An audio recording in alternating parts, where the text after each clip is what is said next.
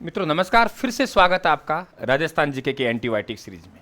हम बात करने जा रहे हैं लोक देवता वीर गोगा जी की। मित्रों देखिए, आप लोगों को ऐसी सीरीज बहुत कम देखने को मिलेंगे। आप लोगों को साथियों ऊर्जावान, यानी आप लोग कहें साहब समय नहीं है तो बिल्कुल समय बचाइए। आप कहें सर एक जगह मैटर नहीं मिलता, वे बचाइए। आप कहें साहब कि आप लोग कोचिंग जैसे हम लोग कहाँ नहीं पढ़ाते, ऐप में नहीं पढ़ाते, कोई हमको ऐप और कोचिंग जैसे यूट्यूब पर नहीं पढ़ाते, आइए आप स्वागत है साथियों, पढ़िए। बात कर रहे हैं हम लोग इस सीरीज में वीर गोगा जी। वीर गोगा जी की हम लोग बात करें मित्रों, तो वीर गोगा जी का जो जन्म हुआ एक जगह है, और हम 3 जिलों की बात करेंगे। 3 जिले कौन कौन से हैं? नंबर 1 पहला जिला है हमारा, यहाँ पे बात करें हम लोग ददरेवा, यानी चूरू में ददरेवा स्थान है, वहां इनका जन्म होगा। एक इनका मंदिर बनेगा जो नौहर हनुमानगढ़ बनेगा, और एक इनकी ऑलरेडी गोगा जी का ऑलरेडी ये कहाँ है? साचौर जालोर में है। मित्रों देखिए, आप लोग बात करें कि इनके जो पिता हैं वे चौहान वंश थे, चौहान वंश है, इनकी चौहान जाति है। और ददरेवा चूरू में इनके पिता यानी आपके जेवर जी चौहान, और इनके घर में 2 साथियों सगी बहन थी, बाचलदे और आचलदे। आचलदे के अर्जुन और सुरजन 2 पुत्र प्राप्त हुए साथियों। बाचलदे को कोई पुत्र प्राप्त नहीं हो रहा। बाचलदे को ताना मारने लगे परिवार में साथियों। इन्होंने गोरखनाथ की आराधना की, गोरखनाथ से साथियों प्रार्थना की, और गोरखनाथ के आशीर्वाद से गर्भवती हुई, एक पुत्र का जन्म हुआ साथियों। और वे पुत्र का नाम क्या कहा? तो गोगा जी के आशीर्वाद से मिला है, इसलिए पहला शब्द ही मैं गो रखूंगी, यानी क्या हो गया? गोरखनाथ। और गोरखनाथ गोरखनाथ यानी गोगा जी। तो गोगा जी के गुरु कौन हुए साथियों? गोरखनाथ। ठीक है, तो जाति चौहान हो गई, माँ का नाम बाचल होगा, पिता का नाम जेवर जी चौहान, और ददरेवा चूरू में क्या हुआ? जन्म हुआ। मित्रों अर्जुन और सुरजन ये आपस में गोगा जी के मौसेरे भाई हैं। हमें ऐसी जानकारी मिलती है गोगा जी का रसावला नामक पुस्तक में कि गोगा जी ने, मेहर जी ने लिखा था कि मुसलमानों से 11 युद्ध लड़े थे। तो ये जो अर्जुन सुरजन, पता नहीं भूमि बंटवारा को या कोई भी कारण रहा हो, ये मुसलमानों को बुलाते थे, गोगा जी झगड़ा करवाते थे। अंतिम युद्ध हुआ 11वां महमूद गजनवी से। महमूद गजनवी युद्ध लड़ रहा था, चारों तरफ जिधर देखें उधर ही गोगा जी दिखाई दे रहा था, जिधर देखें उधर ही गोगा जी। क्या कहा? ये तो कोई साक्षात देवता है, ये तो कोई साक्षात जहार पीर है। मित्रों साक्षात जहार पीर की उपाधि कौन देंगे गोगा जी को? साक्षात जहार पीर किसे कहते हैं? कौन से लोक देवता को?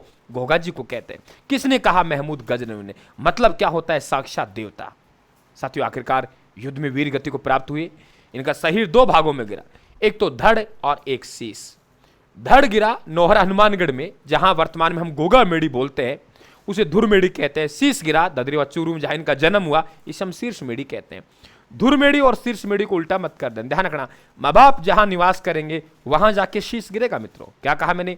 माँ बाप जहां निवास करेंगे वहां जाके शीश गिरेगा। तो इनकी शीर्ष मेड़ी कहां है? ददरेवा चूरू में। और इनका धड़ जहां गिरेगा वे नौहर हनुमानगढ़, तो धुरमेड़ी। तो शीश कहां? माँ बाप। माँ बाप कहां है? ददरेवा चूरू में।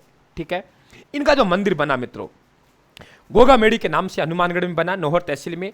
इस मंदिर का निर्माण फिरोज शाह तुगलक ने करवाया मित्रों, क्योंकि मुसलमानों से संबंध रहा है। फिरोज शाह तुगलक ने बनवाया, और मंदिर थोड़ी बनवाएगा साहब, मकबरा नुमा मंदिर। मंदिर कैसा है मित्रों? तो मंदिर है इनका मकबरा नुमा। मकबरा नुमा इनका मंदिर है, और मुख्य द्वार पर बिस्मिल्लाह शब्द लिखा हुआ है। ये अच्छा सवाल बनेंगे, लेकिन वर्तमान मंदिर का निर्माण करें तो महाराजा गंगा सिंह जी ने बनवाया साथियों, ध्यान रखें आप लोग। तो शीर्ष मेड़ी यहाँ, धुरमेड़ी हनुमानगढ़ में, और एक है मंदिर गोगा जी के ऑलरेडी सांचौर जालोर में। मेड़ी का मतलब होता है ऊंचा स्थान, और ऑलरेडी का मतलब होता है मित्रों झोपड़ी। क्लियर हुआ? ऑलरेडी का मतलब क्या होता है? झोपड़ी। एक कहानी क्लियर करते चलिए, आगे बढ़िए आनंद ही आनंद में साथियों। राजस्थान जीके में आप टॉप स्कोर करिए, पता ही नहीं लगेगा कब आपका स्कोर बन गया साथियों। और ये चीजें पढ़ने के बाद आप कोई बुक पढ़ेंगे, रायथन की बुक पढ़िए, शानदार बुक है। रायथन के मोबाइल ऐप पे जाइए, शानदार है। लेकिन मैं नहीं कहूंगा साथियों, अगर वहां गुणवत्ता होगी तो आप अपने आप जाएंगे साथियों। देखिए आगे हम लोग बात करें यहां से, तो ये देखिए दयालदास ख्यात और रणकपुर प्रशस्ति के अनुसार पूछे आपसे कि गोगा जी का मृत्यु कैसे हुई, गोगा जी वीर गति को कैसे प्राप्त हुए, तो आप कहेंगे दयालदास ख्यात रणकपुर प्रशस्ति के अनुसार अर्जुन और सुरजुन से लड़ते हुए साथियों वीर गति को प्राप्त हुए। गोगा जी का रसावाला मेहर ने लिखा है, और गोगा जी पेड़ी आशा बारेट ने लिखा है, ये ध्यान रखें आप लोग।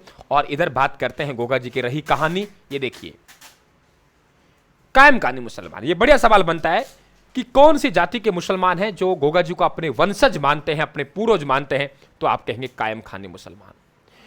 गोगा जी के समाधि की पूजा कौन सी जाति के मुसलमान करते हैं? चायल। क्योंकि उस इलाके को मैंने पहले ही बताया, आप लोगों को इतिहास में पढ़ाता हूं कि ये नौहर हनुमानगढ़ के आसपास का भाग हरियाणा के चिपटा हुआ है। इस इलाके को हम चायलवाड़ा कहते थे, क्योंकि चायलवाड़ा यहाँ चायल जाति के मुसलमान रहते थे। ये पूजा करेंगे। हल और हाली के हम राखी बांधते हैं, अच्छी फसल का पैदावार हो, उसे गोगा राखड़ी कहते हैं। नागराज का उतार कहते हैं क्योंकि इनकी पत्नी को सर्प ने डस लिया था, लेकिन इन्होंने साथियों नाग देवता को प्रसन्न करके वहां उनको बचाया, और नागो देवता कहते हैं। घोड़ी गोगा बप्पा कहते हैं, ठीक है। और नीली घोड़ी इनकी है। कौन सी घोड़ी है? नीली घोड़ी, ये भी ध्यान रखें आप लोग। नोलाब बाग गोरखनाथ की तपस्या स्थल है।